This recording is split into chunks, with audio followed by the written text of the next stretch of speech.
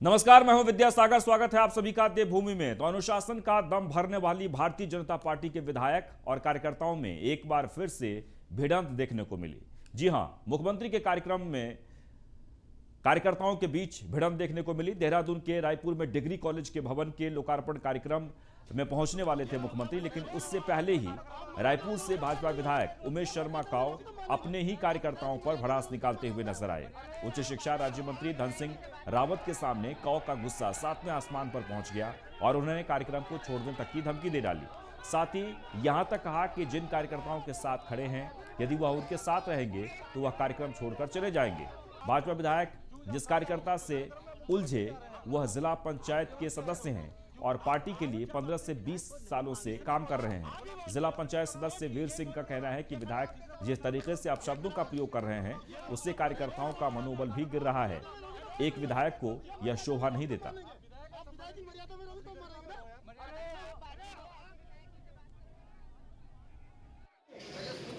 नहीं आए क्यों ना? ये जो आपके साथ खड़े हैं, किसने बुलाया? आपने आप ही कहते हो मीटिंग कर करके प्रेसों में कहते हो कि विधायक जी हमारी नहीं सुनते। ये खड़े हैं लोग जी, आप विधायक हैं। अरे औकात में रहो, औकात में रहो। अरे औकात वाली बात बताइए। आपको किसी ने बुलाया? आपको किसी ने बुलाया? ये आपका नहीं है, सरकारी किसी मंत्री से।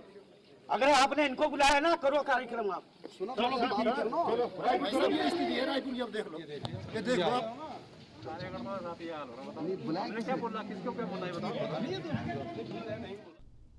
तो विधायक उमेश शर्मा काव का कार्यकर्ताओं के साथ मंत्री धन सिंह रावत के सामने हुए विवाद के मामले में भाजपा प्रदेश अध्यक्ष मदन कौशिक ने कहा कि ऐसा कुछ नहीं है, मामला पार्टी की जानकारी में है। धन सिंह रावत मौजूद थे। ये था कि कुछ विधायक कहीं ओवर एंट्री तो नहीं कर रहे हैं, दूसरे के विधानसभा क्षेत्र में इंक्रोच तो नहीं कर रहे हैं। नहीं, ऐसा कुछ भी नहीं है। ये सारा विषय जानकारी में है।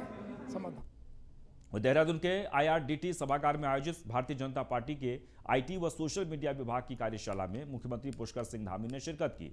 इस कार्यक्रम में IT व सोशल मीडिया के प्रमुख अमित मालवीय, बीजेपी प्रदेश अध्यक्ष मदन कौशिक भी मौजूद रहे। इस मौके पर बोलते हुए सीएम ने कहा कि आज के समय में सोशल मीडिया अपनी बात जनता तक पहुंचाने का बहुत अहम माध्यम है।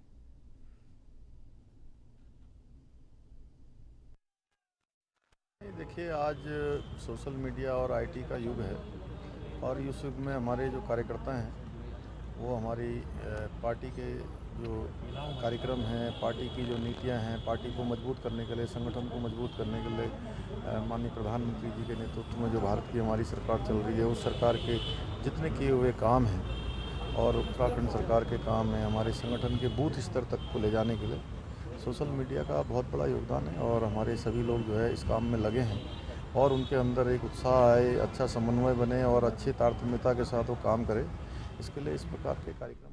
वह देहरादून में मुख्यमंत्री पुष्कर सिंह धामी ने IT कार्यशाला में एक दिलचस्प किस्सा सुनाया। सीएम बोले, मेरा छोटा बेटा 8 साल का है पर आज कल अपनी दादी के साथ सो जा रहा है। मैंने माँ से पूछा सो क्यों नहीं रहा है मेरे पास। फिर माँ ने बताया कि रात में मौका पाकर वो चादर ओढ़कर मोबाइल चलाता रहता है। बेटे को लगता है कि दादी सो गई है। ये सुन सभागार में ठहाके लगाने लगे सभी लोग। मैं नहीं सोऊंगा, मैं तो आमा के साथ सोऊंगा। आमा मानने की दादी को हमारे आमा बोलते हैं कि मैं आमा के साथ सोऊंगा। तो मैंने अगले दिन पूछा एक दिन अपनी माँ से कि ये इधर सोता ही नहीं है।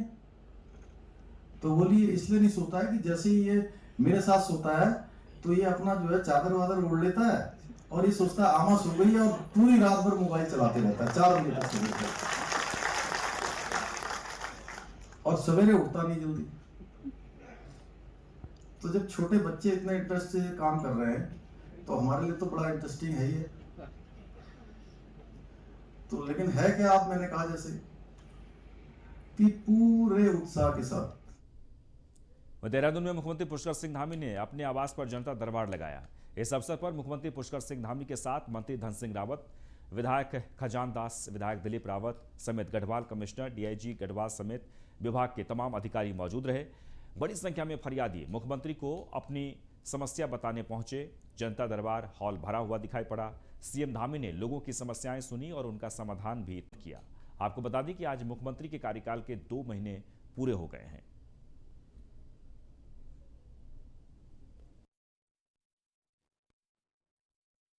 मैं 43 गांधी रोड से आई हूँ, नया नगर से। मेरी ये समस्या है, मेरा कोई रोज़गार नहीं है, मकान नहीं है हमारे, हमें बहुत दिक्कतों का सामना करना पड़ता है, बहुत परेशान है। हम अपनी मदद के लिए आए हैं सर के पास। मेरी छोटी बच्ची है, अभी इसका कोई एडमिशन नहीं हुआ है, कुछ भी हमारा कोई ऐसा कारोबार ही नहीं है कि जो हम अपने आगे 43 कि लोग जो है, जो कि प्रत्येक दिन लोग मिलना चाहते हैं, इसलिए हमने आज एक टाइम निर्धारित करके आज हमने सभी लोगों को एक सुनने का प्रयास किया है, उनकी समस्याओं को जानने का प्रयास किया है। कुछ लोगों ने यहाँ पर अपना बताया भी है और कुछ ने जो है अपने आवेदन पत्रों के माध्यम से भी दिया है, लिख कर दिया है। हम सभी लोगों की समस्याओं को हम लोगों ने सुन लिया है। सारे अधिकारी गणों को मैंने कहा है कि जितनी भी समस्याएं आई हैं, उन समस्याओं का जो एक सरलीकरण, समाधान और निस्तारण की जो प्रक्रिया है, उस प्रक्रिया के तहत उनको सॉल्यूशन की ओर ले जाएं, उनका समाधान करें, उनका निस्तारण करें और उनका सरलीकरण करके लोगों को राहत पहुंचाने का काम करें। और मुख्यमंत्री कार्यालय से मैंने कहा है, मेरा मुख्यमंत्री कार्यालय स्वयं उन सब चीज़ों की मॉनिटरिंग करेगा। जितने भी यहाँ पर आवेदन पत्र आए हैं, उनकी हम मॉनिटरिंग करेंगे और कोशिश करेंगे कि सभी का समाधान हो और सभी लोगों को जो है सहायता पहुँचे, राहत पहुँचे। ठीक है, जिलों के भ्रमण पर आप कब से निकलने वाले हैं? वो निकलना शुरू हो गए, लगातार निकल रहे हैं। कल हम लोग श्रीनगर में थे, अभी 6 तारीख को अल्मोड़ा में रहने वाले हैं। इसी प्रकार से अगले बार में नैनीताल, अल्मोड़ा और बागेश्वर, टिहरी, रुद्रप्रयाग, चमोली सभी जनपदों के भ्रमण कार्यक्रम लगे हुए हैं और जैसे जैसे क्रम बन रहा है सभी जगह जाएंगे। वहाँ भी हम सभी लोगों से संवाद करेंगे, जनता से संवाद करेंगे, अपनी माताओं बहनों से, नौजवान साथियों से, बड़े बुजुर्गों से सबसे संवाद करेंगे। उनकी समस्याओं को सुनेंगे, जो उनका निस्तारण हो सकता है उनका निस्तारण करेंगे, नहीं तो जिनको आगे के लिए जो है उनको प्रस्ताव में सम्मिलित करके उनकी एक विस्तृत योजना बनाएंगे। तो मुख्यमंत्री पुष्कर सिंह धामी का 2 महीना का कार्यकाल पूरा हो चुका है। ऐसे में कांग्रेस ने सीएम धामी के कार्यकाल को निराशाजनक बताया है। कांग्रेस के संगठन मंत्री मथुरा दत्त जोशी ने कहा कि देवस्थानम बोर्ड, 4 धाम यात्रा और भू कानून पर मुख्यमंत्री लोगों को गुमराह कर रहे हैं। प्रदेश में युवा रोजगार के लिए सड़कों पर उतर गए हैं, लेकिन सरकार कोई निर्णय नहीं ले सकी। मुख्यमंत्री पुष्कर सिंह धामी जी का जो 2 महीने का कार्यकाल है वो बहुत ही निराशाजनक कार्यकाल है। कोई भी ऐसा काम नहीं किया जिसको हम उनकी उपलब्धि गिन सकें। इन्होंने शपथ लेते ही कहा था कि हम 4 जो देवस्थानम बोर्ड है उसमें हम विचार करेंगे, उसमें कोई फैसला अभी तक नहीं ले पाए। भू कानून में कोई फैसला ही नहीं ले पाए, नया भू कानून बनाना है कि नहीं बनाना है उसमें कहीं कोई फैसला इन्होंने नहीं लिया। लोकायुक्त की तो कहीं बात ही नहीं है, ये जीरो टॉलरेंस की बात करते हैं। लोकायुक्त की नियुक्ति आज तक इन्होंने नहीं की। गन्ना किसानों का भुगतान अभी तक देना ही देना है, कहीं गन्ना किसानों की तरफ इन्होंने नहीं देखा है। वह देहरादून में मुख्यमंत्री पुष्कर सिंह धामी ने आईएसबीटी स्थित एमडीडीए ऑफिस का निरीक्षण करते हुए व्यवस्थाओं का जायजा लिया। मुख्यमंत्री ने कहा है कि जनता से जुड़े दफ्तरों में पारदर्शिता के साथ काम हो, कोई अकारण परेशान न किया जाए। इसके अलावा वो अब समय समय पर निरीक्षण भी करते रहेंगे।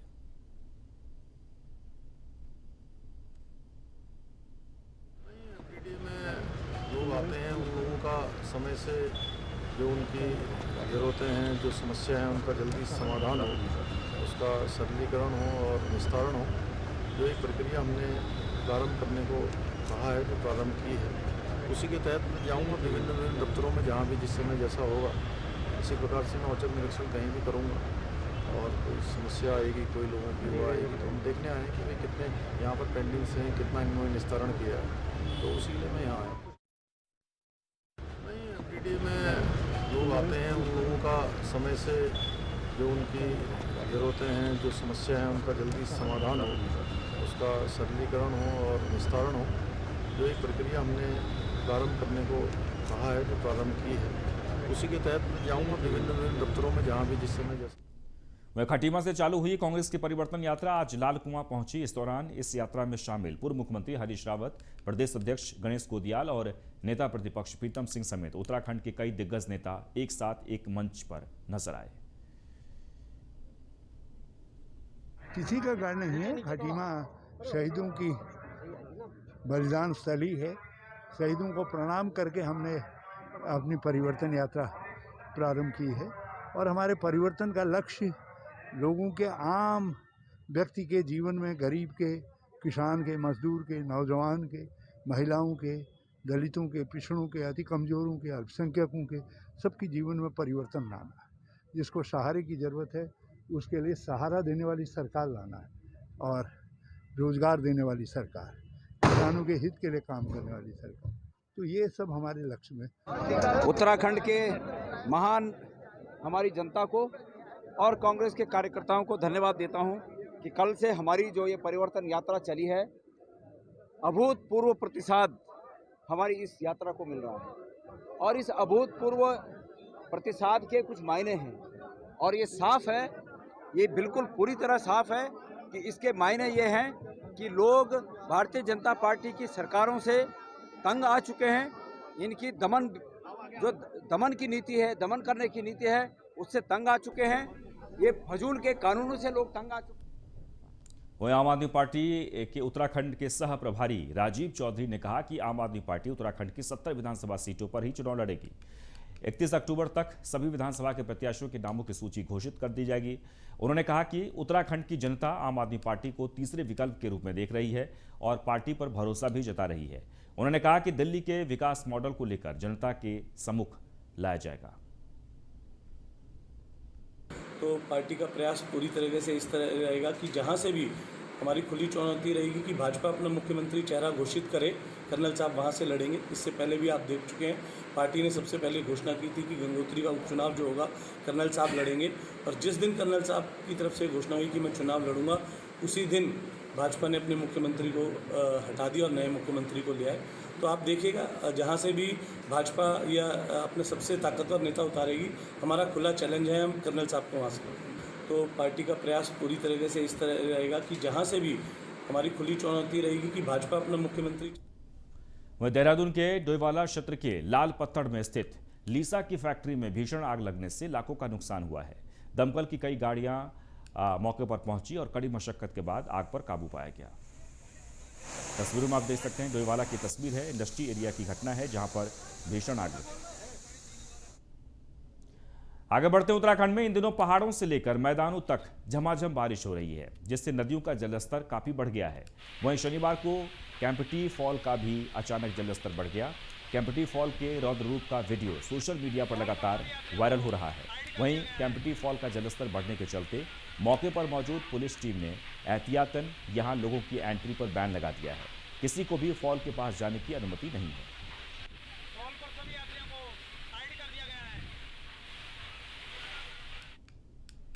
और केदारनाथ धाम की चोटियों पर इस सीजन की पहली बर्फबारी हो गई है। बर्फबारी के लिए आपको बता दें कि केदारनाथ धाम में अब धूप धीरे धीरे खिलने लगी है। चारों तरफ केदारनाथ धाम की चोटियां चांदी की तरफ सफेद नजर आ रहे हैं। केदारनाथ धाम में अब धूप खिलने लगी है, जिसके बाद मंदिर की भव्यता भी अधिक बढ़ गई है। वहीं केदारनाथ धाम में धूप खिलने से मजदूरों ने भी राहत की सांस ली है। वर्तमान में जो भी कार्य हो रहे हैं, मैं समझता हूँ मास्टर प्लान के जो एक मास्टर प्लानिंग वहाँ पे हुई है उसके अनुसार ही किए जा रहे हैं और जितने भी कार्य किए जा रहे हैं वो इसी उद्देश्य से किए जा रहे हैं कि जो भी वहाँ पे स्थानीय लोग हैं उनको पब्लिक फैसिलिटीज़, पब्लिक एमिनिटीज़ मिलें और जो यात्रा के समय पे भी लोग आते हैं, जितने भी हमारे तीर्थ यात्री आते हैं, उनको भी पब्लिक फैसिलिटीज़ और एमिनिटीज़ का लाभ मिल सके। वर्तमान में जो भी उत्तराखंड में 9 सितंबर को हिमालय दिवस बड़े व्यापक स्तर पर मनाया जाएगा, जिसे लेकर तैयारियां शुरू हो गई हैं। मशहूर पर्यावरणविद पद्म विभूषण अनिल जोशी ने कहा कि उत्तराखंड में फॉरेस्ट रिसर्च इंस्टीट्यूट और वाडिया इंस्टीट्यूट सहित कई बड़े संस्थान व्यापक स्तर पर हिमालय दिवस मनाएंगे। इस कार्यक्रम की रूपरेखा भी जल्द बनेगी और इसमें कई बड़ी हस्तियां शिरकत करेंगी।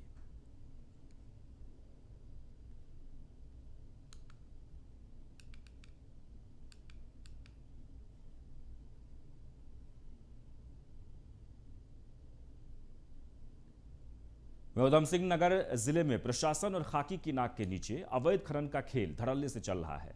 रात के अंधेरे में ओवरलोड वाहन सड़कों पर दौड़ते नजर आ रहे हैं। ये सारा खेल खनन माफियाओं और पुलिस प्रशासन की मिलीभगत से चल रहा है। मंडी पुलिस चौकी, सूर्या पुलिस चौकी, कटोरा ताल पुलिस चौकी और कुंडेश्वरी पुलिस चौकी के पास ही अनजान शख्स वसूली करता दिखाई पड़ रहा है। कार्रवाई के नाम पर उच्च अधिकारी महज खानापूर्ति ही करते नजर आ रहे हैं। लोड वाली बात है तो उस पर लगातार कार्रवाई पुलिस के द्वारा की जा रही है। हमारी संयुक्त टीम एक जो खनन विभाग है, राजस्व विभाग और वन विभाग है, पुलिस की सहायता जैसे उनको चाहिए होती है, उनको सहायता हम लोग उपलब्ध करवाते हैं और अवैध खनन पर कार्रवाई लगातार हम करते रहते हैं। छापेमारी की भी कार्रवाई इसमें की जा रही है और एक अवैध वसूली का है तो उसके साथ है तो संबंध में जानकारी की जाएगी और गोपनीय रूप से भी जानकारी की जाएगी और अगर कोई इसमें संलिप्त पाया जाता है तो तत्काल उसके विरुद्ध जो है। वहीं पहाड़ों की रानी मसूरी में एक बार फिर शनिवार को बारिश होने से तापमान में भारी गिरावट दर्ज की गई है। मौसम विभाग ने 4 दिनों तक भारी बारिश की आशंका जताई है, जिसके बाद मसूरी प्रशासन ने मसूरी देहरादून गलोगी पावर हाउस के पास हो रहे भूस्खलन को लेकर दोनों छोर पर जेसीबी तैनात कर दी है। अगर भूस्खलन होने के बाद मार्ग बंद होता है तो तत्काल जेसीबी से मार्ग पर आए पत्थर और मलबे को हटाया जा सके।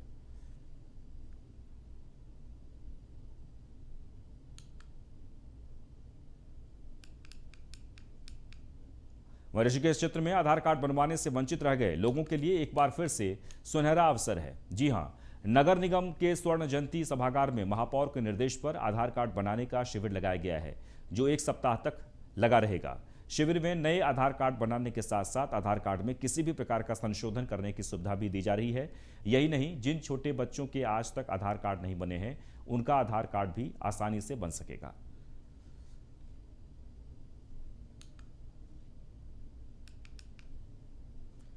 लाल कुआं नैनीताल दुग्ध उत्पादक सहकारी संघ लिमिटेड ने एक नई पहल की है, जिसके तहत पहली बार गाय का दूध मार्केट में उतारा गया है, जो कि ग्राहकों को काफी पसंद आया है। रोजाना अभी तक मार्केट में 2000 लीटर दूध बिक रहा है। आगे इस दूध से कई प्रकार के प्रोडक्ट बनाए जाने का भी प्लान है।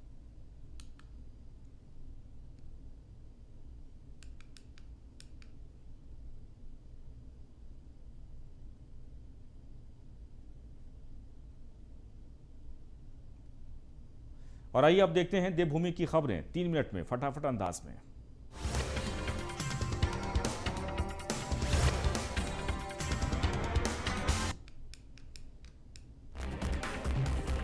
तो काशीपुर में रामनगर रोड स्थित कांग्रेस किसान कार्यालय का प्रदेश अध्यक्ष किसान सुशील राठी ने उद्घाटन किया। इस मौके पर सुशील राठी ने कहा कि कांग्रेस की परिवर्तन यात्रा से बीजेपी घबरा गई है।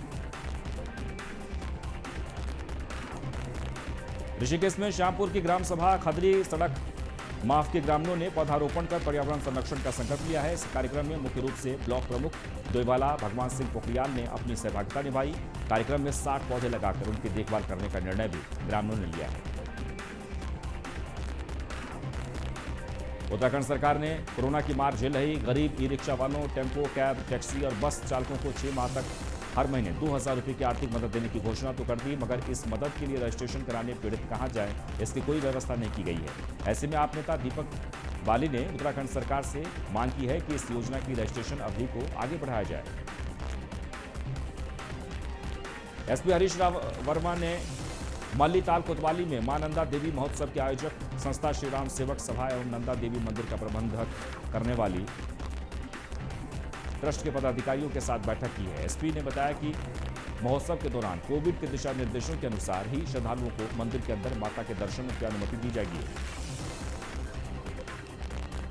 खाद्य सुरक्षा विभाग द्वारा आयोजित कोरोना वॉरियर्स सम्मान समारोह में मुख्य अतिथि के रूप में प्रदेश के कैबिनेट मंत्री हरक सिंह रावत ने हिस्सा लिया। हरक सिंह ने कोरोना की पहली और दूसरी लहर में बेहतरीन काम करने वाले खाद्य सुरक्षा विभाग के कर्मचारियों को प्रशस्ति पत्र देकर सम्मानित किया।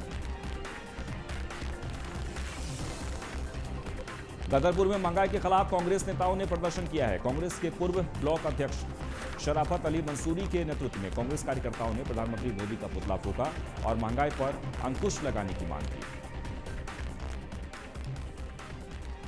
रुद्रप्रयाग जिला चिकित्सालय में भर्ती एक मरीज गायब हो गया है। मरीज के गायब होने के बाद चिकित्सालय में अफरा तफरी मच गई है।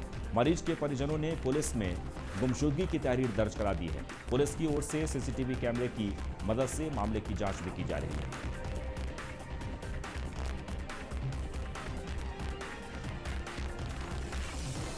नैनीताल में आज एक बड़ा हादसा